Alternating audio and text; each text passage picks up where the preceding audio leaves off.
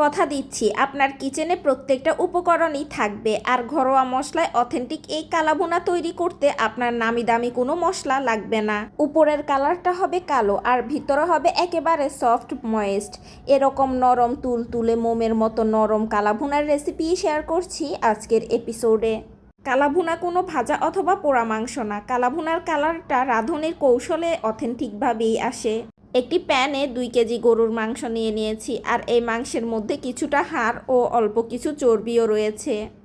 দিচ্ছি 1 কাপ পেঁয়াজ কুচি ও 1 কাপ পেঁয়াজ বেরেস্তা, 1 কাপ তেল ও উঁচু উঁচু করে 2 টেবিল চামচ আদা ও রসুন বাটা। এখানের আদার পরিমাণটা একটু বেশি রয়েছে। 1 চা চামচ হলুদ গুঁড়ো, 2 চা চামচ মরিচ গুঁড়ো, স্বাদ মতো লবণ। এখানে মরিচ আর লবণটা আপনাদের স্বাদ মতো একটু কমিয়ে বাড়িয়ে দিতে পারেন। একদম চামচ উঁচু করে করে দিয়ে দিচ্ছি 1 চা চামচ জিরা, 1 চা চামচ ধনিয়া, 1 চা চামচ গরম মশলা ও 1 চা চামচ কালো গোলমরিচের গুঁড়ো। এখন হাতের সাহায্যে ভালোভাবে মাখিয়ে নিব, যেন প্রত্যেকটা মাংসের গায়ে মশলাগুলো ভালোভাবে লেগে যায়। এই মাখানোটা অবশ্যই যত্ন সহকারে মাখাতে হবে, কারণ এই মাখানোটা যত ভালো হবে ম্যারিনেশনটাও তত ভালো হবে। মাংসগুলোকে আমি 2 ঘন্টার জন্য ম্যারিনেশন করে রাখবো। আপনাদের হাতে সময় থাকলে আরেকটু বেশি সময়ও রাখতে পারেন। এই পর্যায়ে মাংসগুলোকে আমি চুলার মিডিয়াম আঁচে রান্না বসিয়ে দিয়েছি।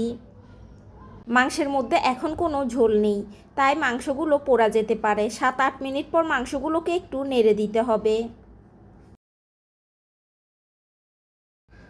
আরও 10 মিনিট পর দেখা যাচ্ছে যে মাংসের ভিতর থেকে বেশ খানিকটা ঝোল বের হয়ে এসেছে। এই মাংস থেকে আরও ঝোল বের হবে, আর মাংসের ঝোলের মধ্যেই মাংসগুলোকে আমি রান্না করব। মাংস থেকে যখন পানি বের হয়ে আসবে তখন এই পানির মধ্যেই মাংসগুলোকে একেবারে চুলার লো আঁচে কষিয়ে কষিয়ে রান্না করতে হবে।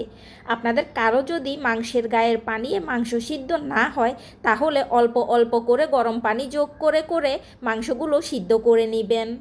আমার এখানে মাংসের গায়ের পানিয়ে মাংসগুলো সিদ্ধ হয়ে গিয়েছে, আর সম্পূর্ণ পানিগুলো শুকিয়ে গিয়েছে। এখন একটি বাগার রেডি করছি। তার জন্য একটি প্যানে নিয়ে নিচ্ছি 1/2 কাপ সরিষার তেল, 3টি শুকনো মরিচ ও কুচি করে রাখা একটি রসুন কুচি।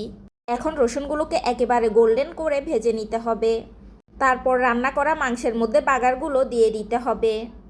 এখন এই বাগারের মধ্যেই চুলার একেবারে লো আছে মাংসগুলোকে রান্না করব আরও 10 থেকে 15 মিনিট, যেন বাগারের ঘ্রাণটা মাংসের মধ্যে একেবারে ঢুকে যায়। এই পর্যায়ে সার্ভ করার জন্য কালাভুনাটা কিন্তু একদম রেডি।